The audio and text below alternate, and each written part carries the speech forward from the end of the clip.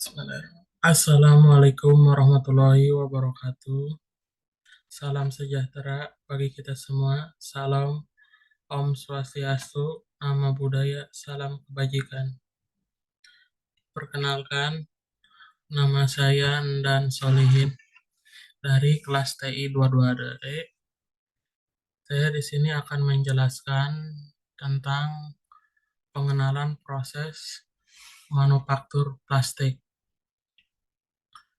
Proses manufaktur plastik adalah proses pembuatan produk dari bahan plastik melalui tahapan-tahapan seperti pencampuran bahan, pelelehan, cetakan, dan pendinginan.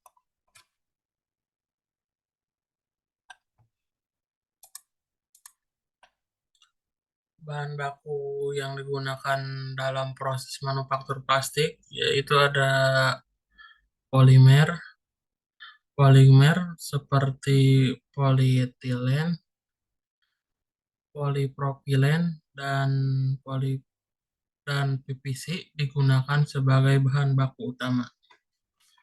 Yang kedua, pigmen dan pewarna. Untuk memberikan warna pada plastik, pigmen dan pewarna khusus digunakan sesuai dengan kebutuhan desain. Yang ketiga ada penguat dan pengisi. Beberapa plastik memerlukan penguat seperti serat kaca dan pengisi seperti tak untuk meningkatkan kekuatan dan ketahanan. Yang keempat, pelumas dan stabilisator. Pelumas digunakan untuk mempermudah proses pengecoran. Sementara stabilisator mencegah degradasi plastik akibat panas dan cahaya.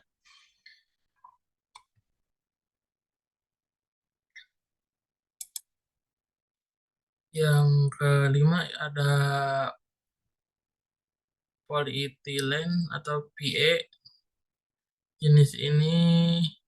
Plastik jenis ini umumnya digunakan untuk pembuatan kantong plastik, botol air minum, dan wadah makanan. Selanjutnya ada polipropilena atau PP. Bahan baku ini sering digunakan untuk produk-produk plastik yang membutuhkan kekuatan dan ketahanan panas, seperti botol minyak atau peralatan rumah tangga. Terus selanjutnya ada polyethylene terephthalate atau PET. Bahan baku ini banyak digunakan untuk botol minuman, serat tekstil, serta kemasan makanan.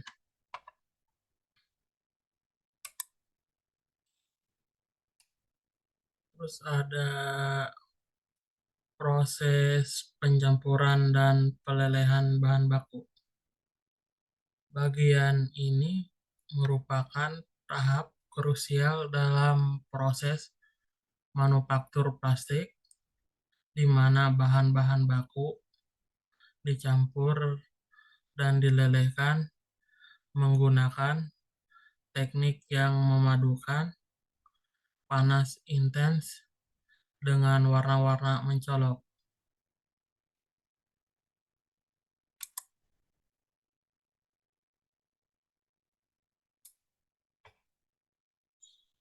Yang pertama ada pencampuran bahan.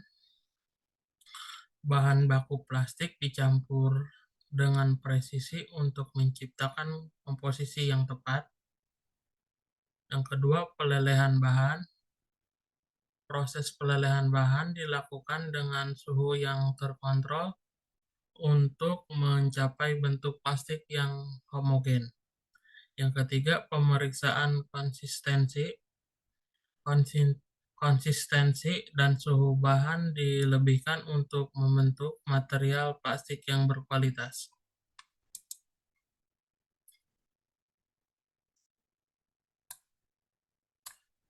Pemodelan dan cetakan. Pada tahap ini, plastik cair dicetak ke dalam cetakan yang sesuai dengan desain yang diinginkan. Cetakan dapat berupa cetakan injeksi, cetakan tekan, atau cetakan lainnya sesuai kebutuhan.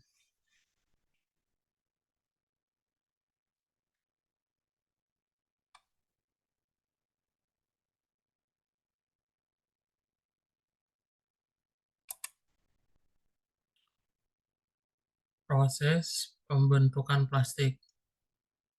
Pada tahap ini, bahan plastik cair disuntikan ke dalam cetakan dengan tekanan tinggi. Cetakan kemudian didinginkan untuk membentuk produk plastik yang diinginkan. Proses pembentukan plastik meliputi berbagai metode seperti pencetakan injeksi, pencetakan tekanan, dan pencetakan cetak.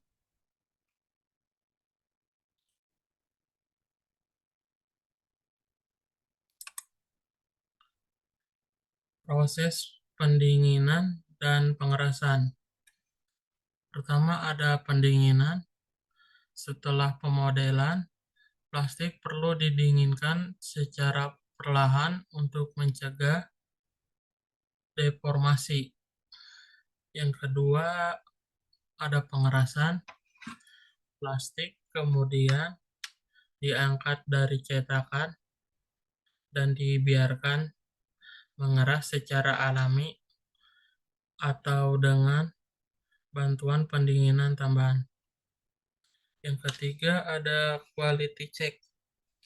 Proses ini diikuti dengan pemeriksaan kualitas untuk memastikan produk plastik siap untuk tahap selanjutnya.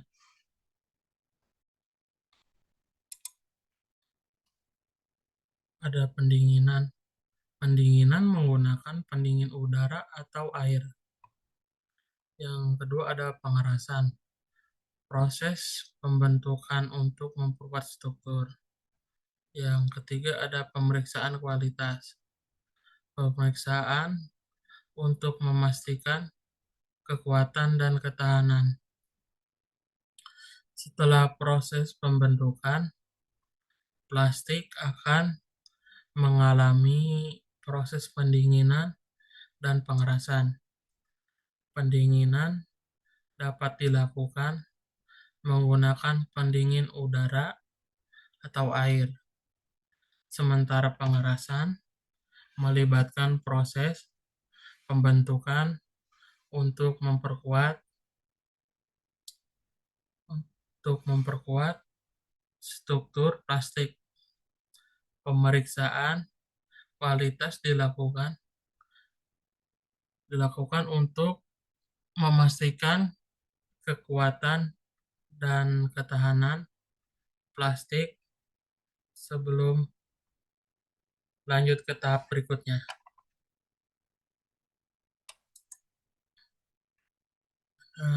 Tahap penyelesaian dan pengapakan. Yang pertama, pemeriksaan produk. Pemeriksaan akhir terhadap kualitas produk. Pengemasan produk yang telah lulus pemeriksaan. Yang ketiga, penyimpanan produk siap dikirimkan. Ada tahapan pemeriksaan kualitas. Yang pertama ada pemeriksaan visual. Setiap produk diperiksa untuk memastikan tidak ada cacat visual seperti retakan atau tonjolan. Yang kedua, pengujian fungsional. Produk diuji untuk memastikan kinerja sesuai dengan standar yang ditetapkan. Yang ketiga, pengujian kekuatan. Pengukuran terhadap kekuatan dan ketahanan material plastik.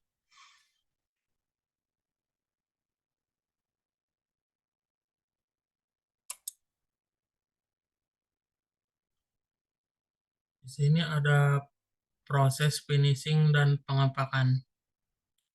Yang pertama ada area pengapakan terorganisir. Pengapakan plastik dilakukan dalam area yang terorganisir dengan alur kerja yang efisien. Produk plastik berkualitas tinggi. Hasil akhir produk plastik memiliki tampilan mengkilap yang siap untuk didistribusikan.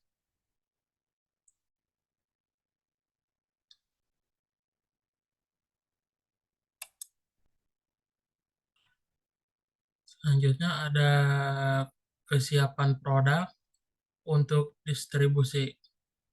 Yang pertama ada pengapakan. Pengapakan produk plastik dikemas secara rapi menggunakan metode yang sesuai untuk menjaga keamanan dan keutuhan saat distribusi. Yang kedua ada labeling. Setiap produk dilengkapi dengan label yang jelas dan akurat untuk memudahkan identifikasi dan manajemen persediaan. Yang ketiga ada persiapan pengiriman. Produk disusun dengan rapi dan siap untuk dikirimkan sesuai dengan permintaan pelanggan.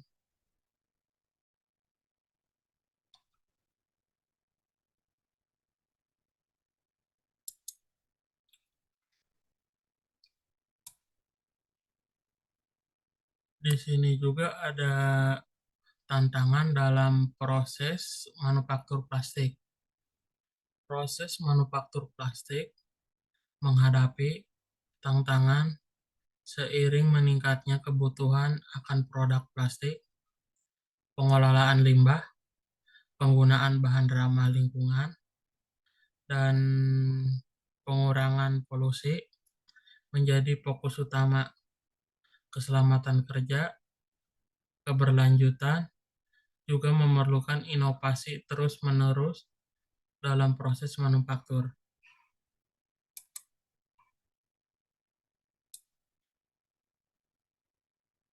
Di sini juga ada tantangan dalam proses manufaktur plastik. Yang pertama ada kontaminasi bahan baku. Kesulitan dalam menjaga kebersihan bahan baku dapat menyebabkan pencemaran dan kualitas produk yang buruk. Yang kedua ada pengelolaan limbah. Proses manufaktur plastik menghasilkan limbah yang sulit didaur ulang dan dapat mencemari lingkungan sekitar.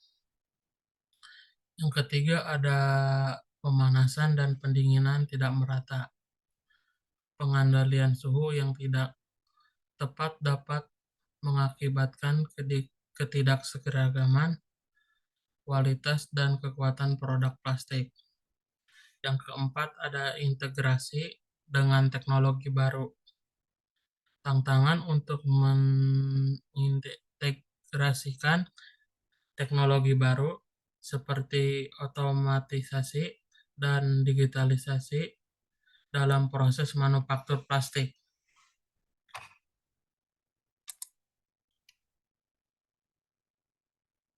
Yang ada di sini ada pengelolaan limbah. Yang pertama ada pengelolaan limbah, memanfaatkan limbah plastik untuk proses daur ulang yang ramah lingkungan.